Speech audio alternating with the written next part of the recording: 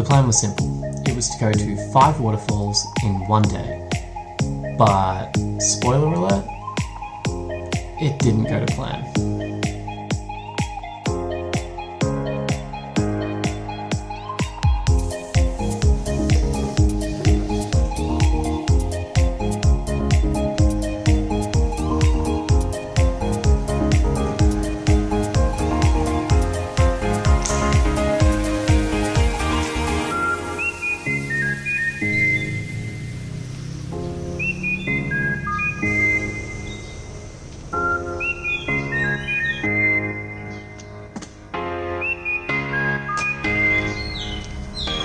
Alright, 5 waterfalls, 1 day, 1 person, 1 motorbike, 1 trip, everything else is just 1, so 5 waterfalls. Let's do it.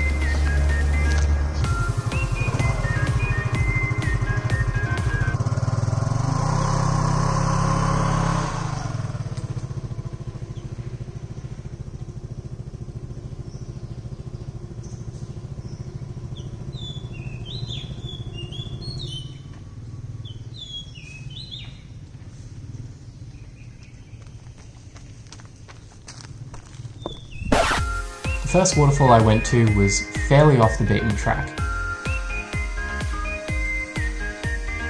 It took a while to get here. I took 2 wrong turns. The difficulty was I had to keep stopping to check my phone to see the maps because there's nothing to say there's a waterfall here except for the sound. Oh. And I can see it. The only problem was because it was such a non-tourist area, there was no real decent lookouts, there were no real decent paths, it was covered in rubbish. The actual waterfall itself was... It's not the most inviting waterfall. There's a lot of barbed wire, there's a lot of rubbish, it's very hard to find. But the waterfall actually goes up quite high. So, I want to see if I can get to the top.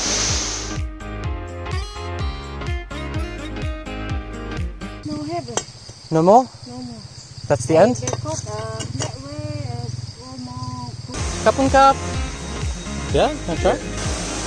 So I've talked about how friendly people are in Thailand before, but a couple over there just gave me whatever this is.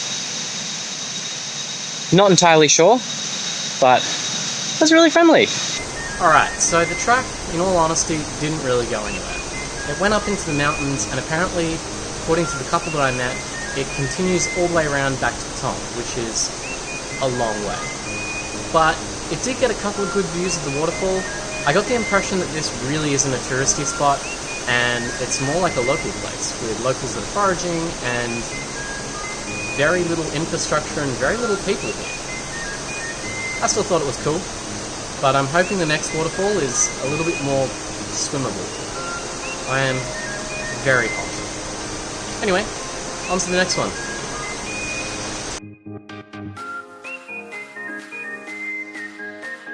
Before I go see the actual waterfall, I want to talk about the trip from the previous waterfall to getting here, because it was pretty amazing. First off, I'm not great at navigating and took a bunch of wrong turns and basically ended up in the middle of nowhere. So I was pulled over on the side of the road and I was looking at my phone trying to figure out where I was. And I downloaded the maps, but it was still kind of confusing as to exactly which way to go. Then someone pulled up next to me on a motorbike and asked if I needed directions, and I replied, well, yes, I'm trying to look for this place, do you know which way to go? And this guy didn't speak much English, which is kind of common, but he had an idea. Instead of trying to explain it to me, he decided to go out of his way to drive all the way to a local school where I followed him because he knew they would be able to speak English. So there I was at a local school with a bunch of kids who were super excited to see someone when there's been basically no tourists here the entire time, with a teacher translating and explaining to me where to go, and then the guy on the motorbike comes back to me and offers me fruit to say thank you for something, I don't know. My point is, people in Thailand are incredibly friendly. Anyway, on to the next waterfall.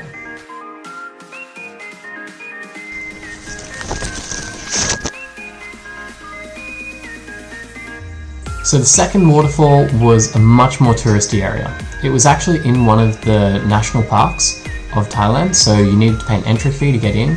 It was 200 baht, which is about $9 or $10 Australian.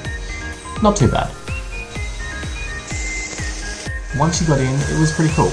There was a very short walk up to the waterfall, and then there was really good lookout areas around the waterfall, and it was really nice. This is pretty cool indeed.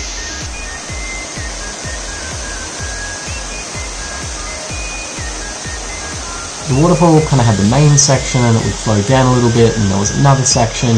Officially, this is where the track finishes, which is not very far. But it's pretty easy. You climb up, you get a way better view.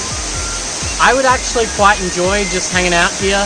There's not a lot to do, but the waterfall is really pretty. But we have 3 more waterfalls to see.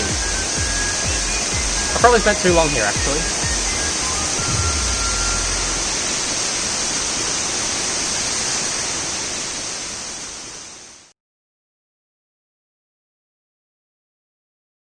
Top tip, if you're going to try and see both waterfalls in the one day, hold on to your ticket, because turns out these places are part of like the national parks, so it's one ticket for everything. But the first place didn't actually give me a ticket, and it was only when I was leaving that I said, oh, you know, can I have a ticket as a memento? But actually, I figured that if they asked me for a ticket here, I could show them. So, just saved myself 200 baht.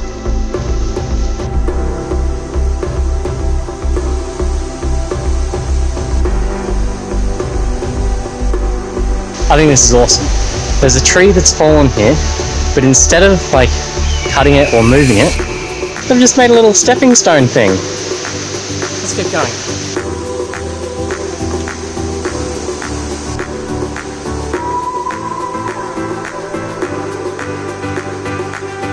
I got into the third waterfall and it was awesome. There was a decently long walk up to the waterfall, and the whole time there were sort of steps where there'd be like a little trickle of water down some rocks, and I thought, wow, this is the waterfall, this is the waterfall. And they kept getting bigger and bigger and bigger until finally, wow! I got to the last section of the walk, and that was where the main waterfall was, and it was awesome.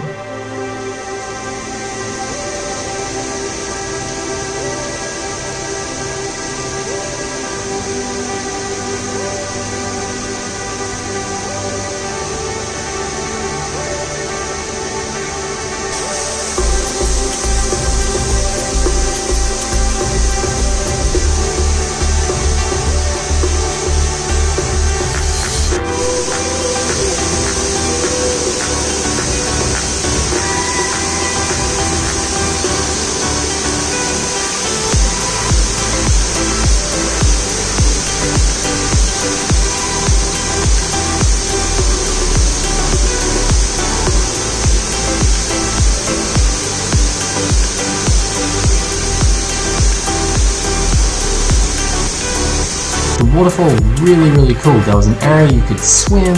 I was having a great time. I was filming my video. And